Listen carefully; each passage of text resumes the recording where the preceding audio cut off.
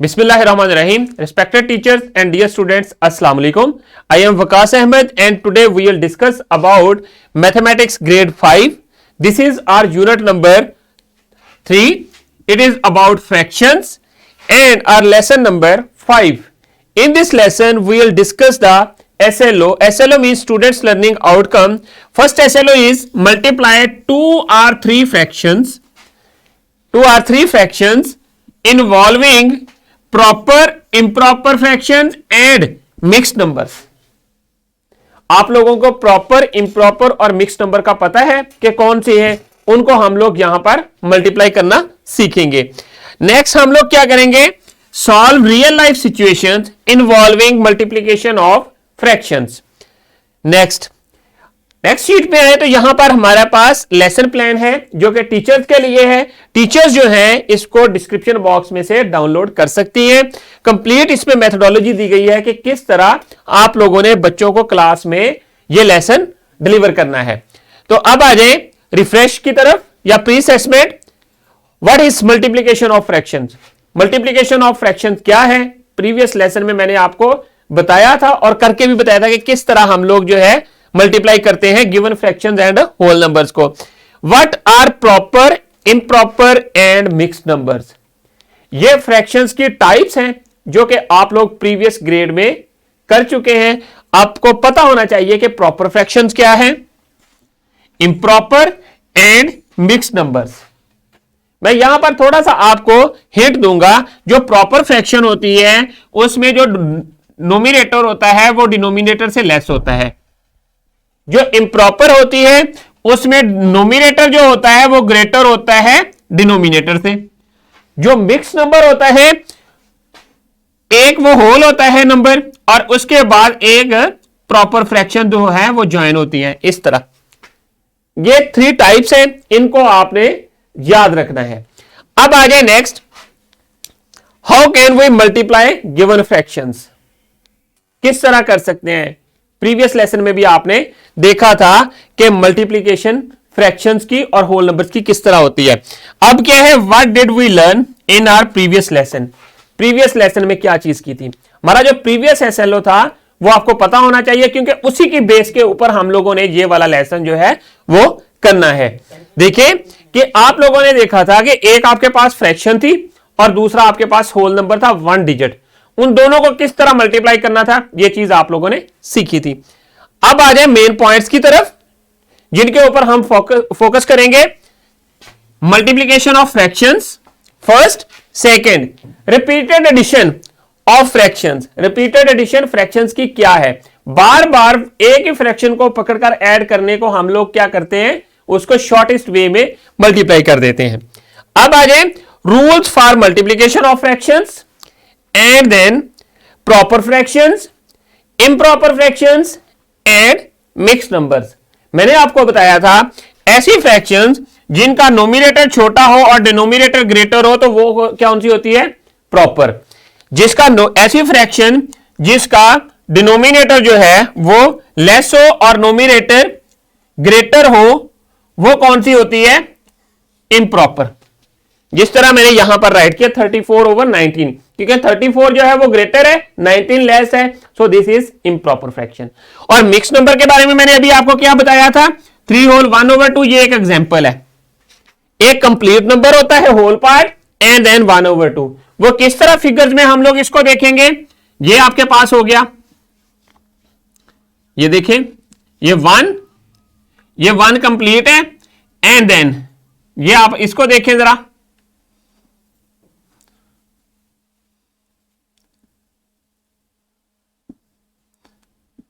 ये 1/4. हम लोग इनको क्या करेंगे, ज्वाइन करके राइट करेंगे 1 होल 1/4. ये कंप्लीट हो जाएगा इस तरह. तो स्टूडेंट्स अब आ जाए मेन रूल्स की तरफ कि किस तरह आपने गिवन फ्रैक्शंस को मल्टीप्लाई करना है. फर्स्ट रूल, ऑब्जर्व करें, multiply the nominators from each fractions by each other. The number on the top means के जो नोमिनेटर्स हैं उनको आपस में मल्टीप्लाई करना है. जितनी भी आपके पास फ्रैक्शंस गिवन है उन सब फ्रैक्शंस को कैसे, देखें आपके पास ये 3/7 मल्टीप्लाई बाय 4/9 है। तो ये आपके पास आ गया। क्या करना है? टॉप नंबर्स नोमिनेटर्स को मल्टीप्लाई करना है ये, एंड देन फिर उसके बाद डिनोमिनेटर्स को मल्टीप्लाई कर दें। देन आपने क्या करना है? सिंप्लीफाई करना है रिजल्ट को। The result is the nominator of the answer. जो आंसर में होगा वो नोमिनेटर होगा जब हम लोग नोमिनेटर्स को मल्टीप्लाई करेंगे। एंड देन नेक्स्ट स्टेप में मल्टीप्लाई द डिनोमिनेटर्स। जो डिनोमिनेटर्स हैं उनको मल्टीप्लाई करना है। ये फ्रैक्शन कौन सी थी हमारे पास? 3/7 मल्टीप्लाई बाय 4/9। इनको जब आपने मल्टीप्लाई किया, 4 3 जार 12, 9 7 जार 63। अब देखें इनको फिर आपने अगेन सिंप्लीफाई कर देना है जब जरूर। जो डिनोमिनेटर का मल्टीप्लीकेशन थी वो नीचे राइट कर दी, जो नोमिनेटर्स की थी वो ऊपर राइट कर दी।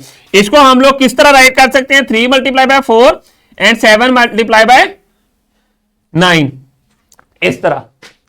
तो स्टूडेंट्स अब आ जाए, इसको हम लोग नेक्स्ट एग्जांपल के ऊपर अप्लाई करेंगे। एट द एंड आपने रिजल्ट को सिंप्लीफाई करना होता है।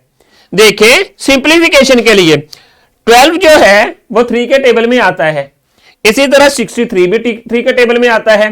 तो 3 के ऊपर इनको कैंसिल कर दे। 4 3 जार कितने हो गए?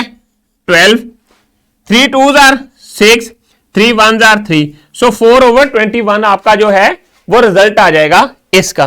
तो हमने जब इसको सिंप्लीफाई करके राइट किया। अब नेक्स्ट आ जाए एग्जाम्पल। इसको ऑब्जर्व करें। एग्जाम्पल क्या है? मैंने आपको बताया था कि जब भी आपने कोई वर्ड प्रॉब्लम सॉल्व करनी होती है तो आपने 4 स्टेप्स याद रखने हैं। कौन कौन से? सबसे पहले आपने रीडिंग करनी है प्रॉब्लम की, जो वर्ड प्रॉब्लम है उसमें ऑब्जर्व करना है कि कौन सी चीजें गिवन है और कौन सी चीजें आपने फाइंड आउट करनी है, क्या रिक्वायर्ड है। एंड देन प्लान करना है उसको सॉल्व करने के लिए। प्लान टू सॉल्व मींस के प्लान कैसे करेंगे? आपने ये सोचना है जो गिवन डाटा होता है या गिवन थिंग्स हैं उनको ऑब्जर्व करके देखना है कि मैंने कौन सी मेथोडोलॉजी अप्लाई करूं ताकि मैं अपनी जो प्रॉब्लम है उसको, जो रिक्वायरमेंट है उसको फुलफिल कर सकूं। जब आपको मेथोडोलॉजी जो है वो प्लान हो जाएगी, उसके बाद आपने सॉल्व करना है, उसको अप्लाई कर देना है। सॉल्व करने के बाद आपने अपना रिजल्ट चेक करना है। और चेक करने के डिफरेंट मेथड्स होते हैं। या तो अपनी प्रॉब्लम को गो थ्रू कर लें, नहीं तो स्पेसिफिक मेथड्स होते हैं उनको अप्लाई करें फॉर्मूलाज को, और आप अपना रिजल्ट चेक कर लें। अब यहां पर क्या है?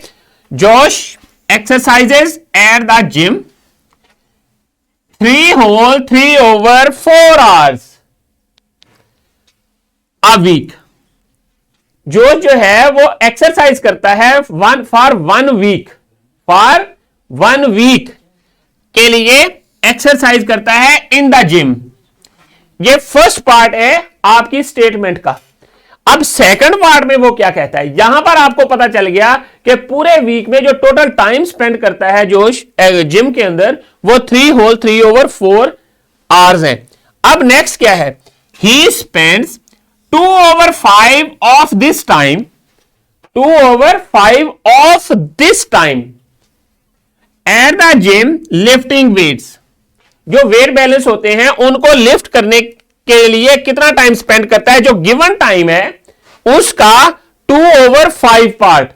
अब नेक्स्ट देखें, हाउ मेनी आवर्स। अब यहां तक आपके पास जो चीजें गिवन थी वो आपको पता चल गया इस पार्ट तक। अब नेक्स्ट पार्ट है रिक्वायरमेंट का। पहले आपने गिवन थिंग्स राइट कर लेनी है, देन आपने रिक्वायरमेंट्स राइट करनी है। How many hours a week does Josh spend lifting weights at the gym. कितना टाइम वो वेट को लिफ्ट करने के लिए स्पेंड करता है। देखें गिवन थिंग्स कौन सी हैं?